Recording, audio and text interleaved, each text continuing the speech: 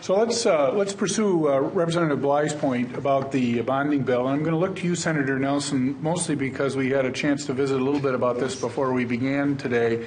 We can bring our viewers up to date on events in both the Senate and the House. The Senate had a bonding bill that failed I think a week or so ago, and I understand the House bill failed today. Yes. So we have two failed bills, and my civics background says, well, that's kind of the end of it, but apparently it's not the end of it. So if you can tell us a little bit about what's going on in the bonding, and then we'll take it from there. I'm glad to serve on the bonding committee, and I'm glad that it isn't the end of it. It's very important for Minnesotans. We have a lot of roads and bridge money in both bonding bills. That's essential. And, of course, there's a lot of statewide assets that need to be preserved. And, of course, there are those regional and statewide issue projects that need to be funded. So for probably maybe the first time in our history, we have a kind of a working group, somewhat sort of conference committee for the bonding committee, but the Senate bonding bill failed, and I will say I voted for it as a Republican because while it was a bit larger than I wanted, and I did vote for an amendment to pare it down and focus more on those roads and bridges with the projects in it. There was about $30 million for the district that I represent in that bill, all of the projects that I was working on. So essential to support those. But in spite of that, the bill did fail. And it fails in part. Voters need to understand that there's a constitutional requirement for supermajority. Yes. 60%, 60%. I believe. And in the case of the Senate, that means you need 2 Republicans. So the bill did fail. And now today, the House bill did fail as well. And they need 6 Democrats? I think it might be 7. 7. Or, 8's 8. I think it's 8. 8 Democrats. Yeah. So that's a good thing. Bonding bills should need a supermajority because it's actually taking long-term credit for long-term projects for the state. So it's good that we have to have those supermajorities. It also makes the minority somewhat relevant in the fact that you have to get those minority votes as well. So for the first time, we're going to have, we hope, a conference committee on 2 bonding bills that failed. Some would say it's because the Senate bill was too high, which I think it was, and some would say the House bill was too low. And I would say that might be the case too. So probably we'll end up somewhere in the middle. Well, let's just hope it's before midnight on Sunday night. Representative Bly, bonding bill, what do you think? I think Senator Nelson described it pretty well. I think that there is that perception that the House bill doesn't have enough projects in it. It doesn't meet the needs of the state, and that's the concern that we have on our side. We'd like to see, I think probably more distributed projects across the state as well, and to actually listen to some of the agencies about what are the priorities. But that's maybe something that the conference committee can work out and talk through. We have funded transportation in the bonding bill before. It's a good place to take care of bridges. But I think that the House philosophy was to take maybe some more transportation spending out of that. Dwayne can probably speak to that philosophy perhaps. But what that means when you do that, just as when we're talking about general fund money, it means it pushes other things that you'd like to fund out of the picture. So we'll pick on you, Representative Quam. What about the bonding bill and perhaps overemphasis, at least from the perspective of some legislators, on transportation issues? Well, one of the problems that people think transportation is transportation, but frankly, local roads and bridges in counties and townships, we've got dozens of timber bridges that are, years past their life expectancy, and they're not being replaced because a lot of the federal dollars comes through MDOT. So you get good funding on state and the U.S. highways, but you don't seem to trickle down to the townships and the counties. And you get northern Minnesota and other parts where there's a great deal of land that's off the tax rolls. It's public land. It's owned by the federal government, the state government, local government, and it's tough to be able to fund the gravel, and all that work. So frankly, 45% of the bonding bill was for local roads, bridges, and water, wastewater and drinking water. And almost everything was infrastructure. Now, because we realize there are 2 chambers and the governor, I think I wasn't in the secret back room, or in the committee or anything like that. But I think what it was is they said, what is at core do we need to fund? And that's infrastructure.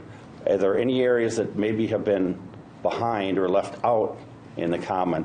And that's where it came down to almost everything's infrastructure. It's very heavy on the water and the transportation and the local roads and bridges.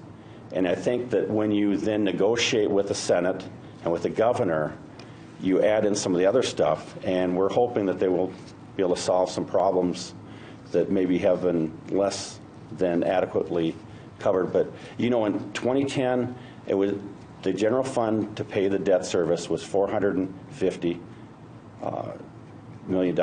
It's now $750. And if we continue to grow that debt, then what are we going to end up we're going to end up having debt service almost the same size as what we're bonding for. And at some point we got to, dial it back and let it settle out at a stable level. And I'm not going to say what that is, but I think, it's prudence. Can I add? Let me go to Senator Eakin, and then I'll come back to you. Senator Eakin, your thoughts. Sure. Well, this is the big bonding year. Last year was the year that we did the 2-year budget, and we traditionally always do the bonding bill in the second year. And this is a very important bill for our public infrastructure needs. It's not. There's been some references made to it as being dessert, which that's not the case. We're talking about real bread and butter infrastructure here. We're talking about meat and potatoes here. In my district, for instance, we have public safety needs with the railroad underpass in Moorhead, and the critical needs there for public safety, as I said, also for emergency vehicles to be able to get across the railroad tracks in a timely manner where every second counts. And also for economic development in our area. I have a flood mitigation project for Halstead in the district for a dike, which if we don't fund that project, they will be in the floodplain. So these are very, very critically important issues for the people of our state and for the people of our communities. We're talking about asset preservation, money for our higher education institutions, for MSUM and Moorhead, for instance. So again, we're talking about some very basic needs. Some of these projects aren't necessarily that exciting to talk about when you're talking about things like fixing leaky roofs or replacing boilers or talking about solid waste infrastructure or wastewater treatment projects, but they are critically important to the people of our state. So I can't emphasize that enough, and I think that we had a really good bonding bill that we attempted to pass in the Senate 2 weeks ago. It came very close. It only failed by one vote. As Senator Nelson said, it needs to be bipartisan. I think that's a good thing. I think we want to have bipartisan support on these bills.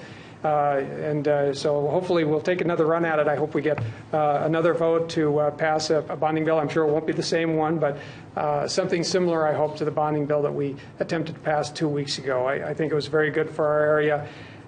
It would create 40,000 jobs in employing people for these projects. And that's just on the state side. And I think it's important to note that the bonding bill does leverage funding from private sources and from local units of government, or from the local units as well.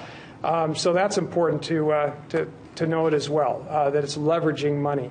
And I think it's important to note as well that we have been falling behind in maintaining our basic infrastructure needs.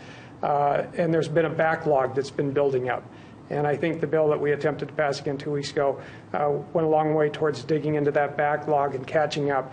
We can't afford to continually defer maintenance on these things. It just costs us more in the long run if we do that. It's also important to note that interest rates are low right now, so if we're going to be doing projects like this, this is the time to do it. We get a bigger bang for the buck, and again, we're putting lots of people to work. So I think that I do feel cautiously optimistic that we can get a bonding bill done this year. I think that the needs are there. I think the incentive is there. Being an election year, I think everybody wants to come home with something to show that we accomplished something. So I'm hopeful that we can get it done. And I serve on the Capital Investment Committee as well, the bonding committee with Senator Nelson. We traveled all over the state this last year to look at all the projects. There's over $5 billion worth of requests out there. So we say no a lot more than we say yes. Even with a $1.5 billion bonding bill, we were saying no to the vast majority of the projects that were being requested out there. Senator Nelson, Yeah, I just wanted to add something on the size of those bonding bills and the size of our state budget. So our bonding, even the bonding bill that the Senate proposed was $1.5 billion, which, while may have been too large for maybe many of our taste, at the same time, it fell well within the three guidelines for bonding. Of course, we have three guidelines that are required by our state, by bond houses, and it fell well within that. And some might say, how can that be? I think it's because our state budget has grown so dramatically. Our state budget is now $42 billion. So 3%, 3.5% of that is a much larger number. And I do want to give listeners an idea about what $42 billion is, because we don't often deal in those numbers. So if you were to lay out dollar bills and you started at the Mississippi River here in St. Paul and you went all the way down to New Orleans and all the way back, and you did that 24 times, that's how much $42 billion is. So our state budget is relatively large, which is why I think we can use sales tax money for roads and bridges that comes from existing car parts and prioritize our state spending.